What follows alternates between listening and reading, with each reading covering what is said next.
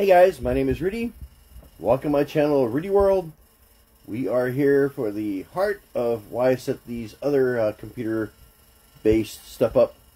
This is how to make Windows 7 run on a modern day machine. What you're looking at is where I first started. This was the machine that I had built in this stack, and it worked for a little while for some reason, and then it just stopped. So I went ahead and upgraded the machine. You can see the fancy new stuff back here. But I was getting the error that I showed in the splash screen, and that's probably the reason that you're here. So I spent many weeks, actually, in my spare time trying to figure out why this is not working. The forums were not very helpful, downright rude and sometimes, and never got my answers. So I kind of was wondering, it was a System 7B error, and 7B seems like disk access issues, which could be a virus and other things.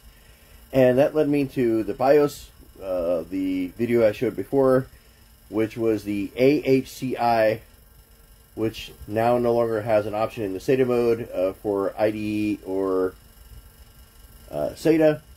Now it's either, like mine has an Intel or AHCI. If you change that option to AHCI from SATA or IDE, your system will never boot. Funny story. Got this computer from my friend, and was able to get this thing up. It's a little bit older. So Windows 7 had this, well, I'm sorry, Windows XP had this issue. It was actually the IDE driver. You had to go back in and delete the IDE controller so you can move it to a different machine. You could do that with Windows Live like I presented before, or you could actually do it before you moved it. It's a very big risk to do this. I have 3 copies to work with. The backup copies I just finished, so I know all this procedure does work.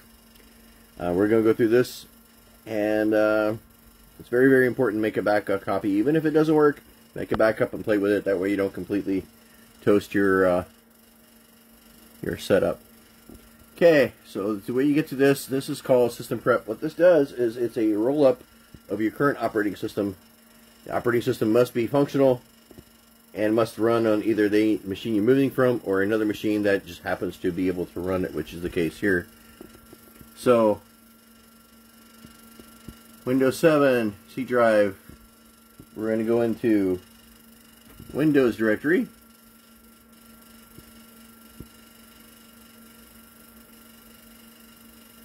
And I don't typically do computer stuff. I'm usually sticking with the treadmill and other things, but this was such an issue that I wanted to make sure that I could get this to work for everybody, because this is extremely annoying not to have this work for me.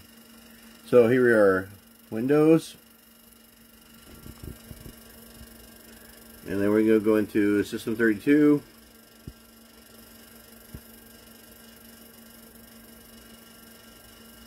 And we're looking for the SYSPREP folder. Now, SYSPREP, there is some stuff I'm not going to go into, but you can Google this yourself. You have 3 shots to do this on any one installation.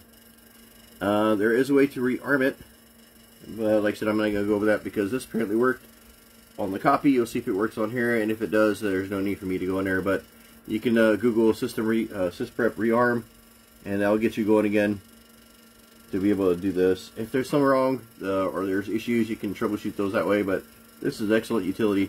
What this will do, actually, this will roll up your operating system. Double click here. Okay, here's your magic formula. Hit the SYSPREP. What you want to do is, out of the box experience,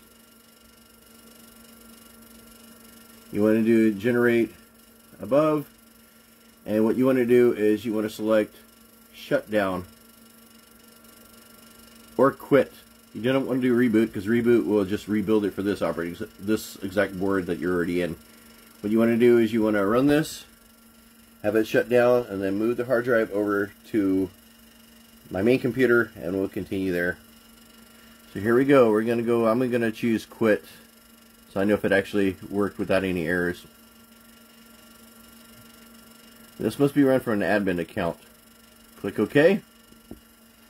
It's going to work on building this, and then it's going to quit unless it errors out. If it errors out, then you actually have to Google how to rearm it or see what the problems were.